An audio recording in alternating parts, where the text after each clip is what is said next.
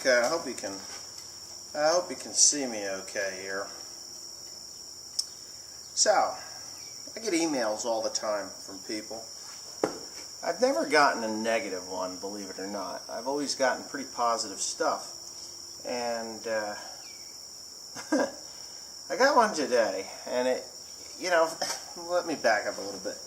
I get a lot of emails that are interesting. I mean, all my emails are interesting, but every once in a while you'll get one, or I'll get one, that really strikes home, and it makes you think about, the world we live in, and, just how the general public looks at a farmer, or even looks at anybody that lives I can't say I live a simple life. I mean, my life is kind of complicated, I guess. But I live an agricultural life, and I wouldn't trade it for any job in the world except maybe the presidency of the United States, which I really wouldn't want that job either. But if I was the president of the United States and somebody threatened to throw a nuclear weapon at a territory that I had, I definitely would do nothing different than what the current president's doing. I wouldn't shrug it off as a retarded fat kid's threat. But anyway, with that being said, so I get this email today, and I'm going to read it to you, and it's probably going to be a little long-winded, and I'm going to give you my thoughts on it, because it just needs to be, thought about and discussed. So here we go. It says, "Hey Wes, hope the weather is allowing you to get some hay baled," which it's not. Even though today I did bale some hay, but it wasn't for me. It was a friend of mine. He called up and said his baler broke and he couldn't get his hay baled. It's supposed to rain tomorrow, so it was alfalfa, and I went down and I baled it for him. No, I didn't charge him. Okay, so I'm actually writing this in a field, waiting for the sun to come out and dry this hay so I can get it rolled up. Don't worry, we are still working on first cut too. I stumbled upon your channel about a year plus ago, after watching some of George Saunders' videos. I have to say, I really enjoy and learned a lot from your videos. I want to tell you a quick story why I started watching. I farm about 400 acres, started with 7 acres about 11 years ago, and I've slowly grew. I'm full-time on the farm. My dad and uncle farmed a little bit in the evenings after they got off of work. The periods and stuff are not, they're like the way I write. They just throw a period in here and there, which I think is kind of cool because, somebody else that writes like I do. Okay, I've always wanted to farm since I was a pup and worked for other farms and dairies growing up. So at 23, I went all in, bought a semi, hauled whatever I could to make a buck. A couple dairy farmers came to me and said I should get into custom chopping. So the numbers worked, and I bought a self-propelled chopper. So here's the story. I stopped at a gas station 2 years ago in the early morning to grab drinks and ice for the cooler on my way in to start chopping corn. And I run into a friend from high school. And I love that because this has happened to me. And it's funny because this is why it strikes a chord with me, because it's just the way it is. We exchange a normal gab, hi, how you been, married, kids, and then we get into the job questions. He works for a big company making 6 figures, driving a BMW. I congratulate him, and he turns, and in turn, he asks me what I'm doing. Hell, I've never been ashamed to get dirty or shitty, so I tell him farming. His response, I'm sorry. I don't know if it was because I was half asleep or what, but I was dumbfounded. I knew he meant it, because the look on his face was priceless. I know he was thinking it and didn't mean to say it, so it was genuine. Didn't think much of it till later in the day, and the more I thought about it, the more it really started to bug me. It still bugs me to this day. Why would he be sorry for me? The only thing I can come up with is this public perception of the farming, killing them with GMOs, beating our livestock, reaping big checks from the government. So I stewed for a while on it, trying to figure out how to come up with a way to let the public know what I actually do every day, and the amount of work we all put into this as farmers to feed the world. Then it came to me. I'll put videos up on YouTube every day of what I actually do. So I went to YouTube to see if there was anything like that. That is when I came across your channel, my channel. My wife asked me why I watch videos about farming when I do it every day. I am guilty of this also. Very guilty of this. I guess it's to see other farmers going through the same things I do. Weather, markets, public trying to run you off the road, which I do agree with you. In the last 3 years, they have become more and more impatient. Tonight, on my way home with that tractor and baler that I was working with today, I had a septic truck passing me on a blind corner, and wouldn't you know it, a small car come around. And I don't normally jam on the brakes, I let them duke it out. But today, I dove for the ditch, jammed on my brakes, and probably saved a life. That's just what happened. Okay, I've been run off the road 3 times lately. One so bad I thought I was going to flip the tractor because a lady swerved at me. My dad had that today too. He had to lift the forks up on the 7410 because this woman was gawking at her phone driving up the road and was slowly coasting into, well, he was up against the ditch and he was completely stopped.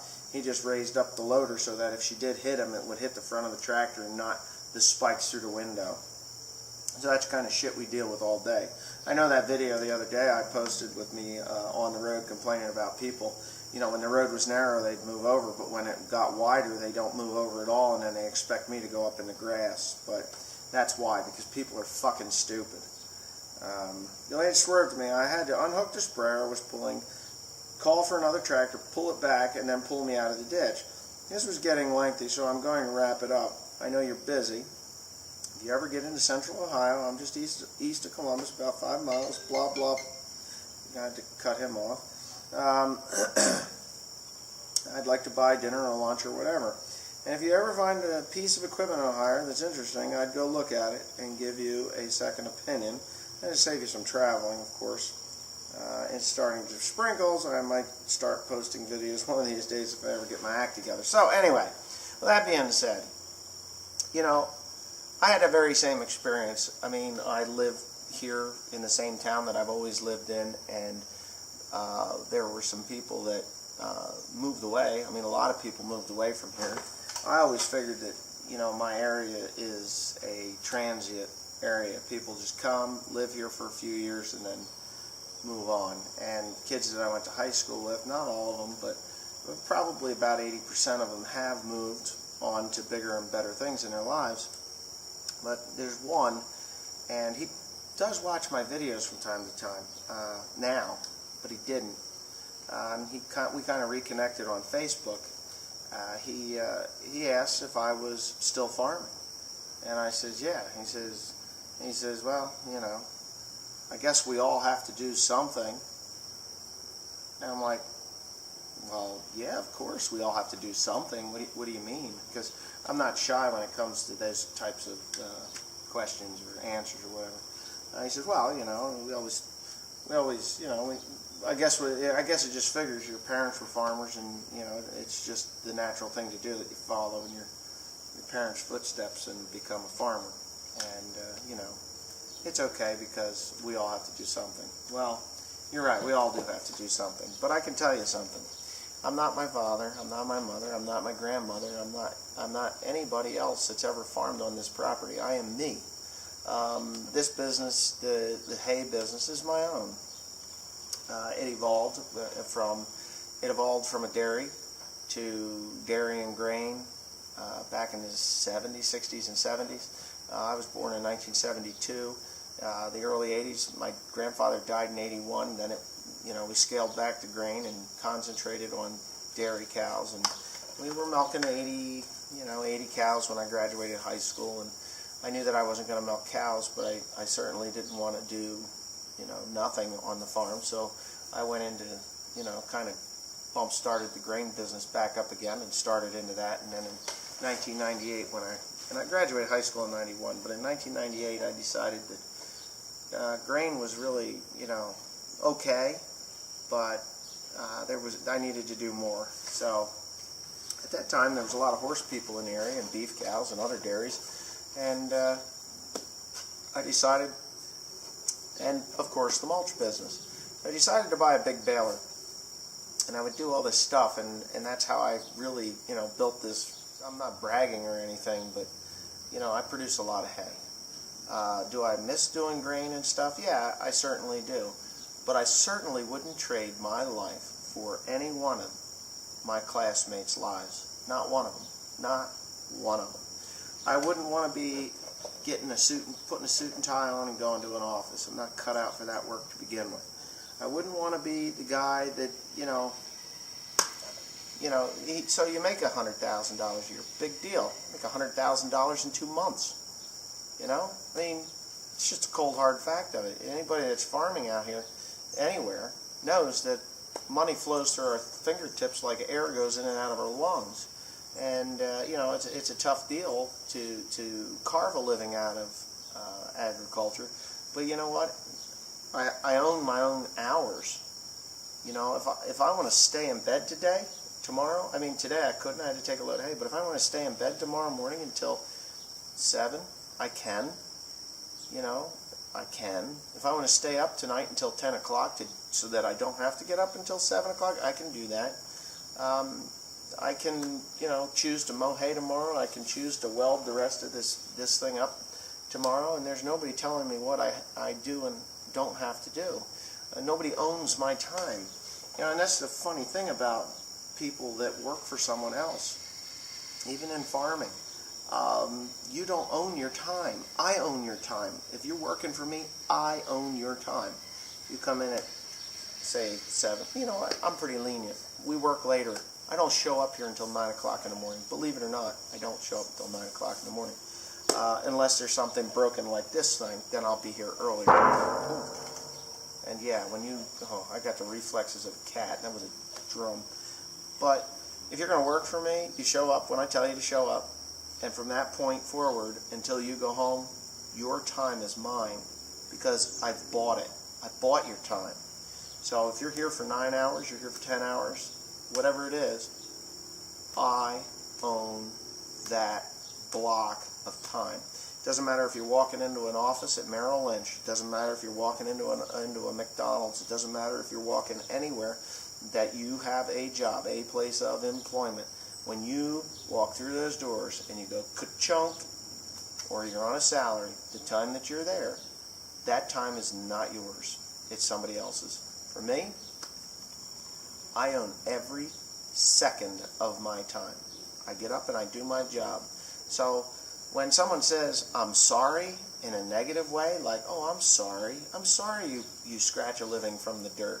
I'm sorry that you put moldy hay together and take it to a mushroom farm so that it can be taken into restaurants in New York City and sold for, a lot of money. I'm sorry. That's bullshit. Don't be sorry for me. Feel sorry for yourself. I wouldn't trade this life for anything. And if I fail, guess whose fault it is? It's not my boss's fault, because I'm the boss. I own my own time. And this guy that sent me this, I don't know him from Adam. I don't. I think his name is Corey. As a matter of fact, I should have looked. But he owns his time. So, he said he was dumbfounded, and that's probably the best word, because you know what? You can't buy what I have. You can't. I guess you can. If you want to leave your fancy pants job and your BMW or whatever and trade it in for a John Deere tractor or whatever, that's your right, and you can do that. But it's not easy. It isn't easy. But who said life is easy? Honestly, that guy that's driving that BMW with the $500,000 house or whatever that amount of money house and the kids and the $100,000 or $150,000, $200,000, $300,000, $400,000 a year job, he'll never understand. He'll never understand. I wouldn't trade a second of my time for that money that they're making. Yeah. So when they say they're sorry, they're really sorry for themselves, not sorry for us. We don't need to be felt sorry for. I really, yeah, there's stresses in agriculture, and anybody that's in farming definitely knows there's stresses in agriculture. But yeah, it's nothing to feel sorry about. There's just no reason to feel sorry because I scratch a living out of the dirt. I don't know. you can't be stupid and do this business either. It's just not happening. All the dumb farmers have been out of business a long time ago.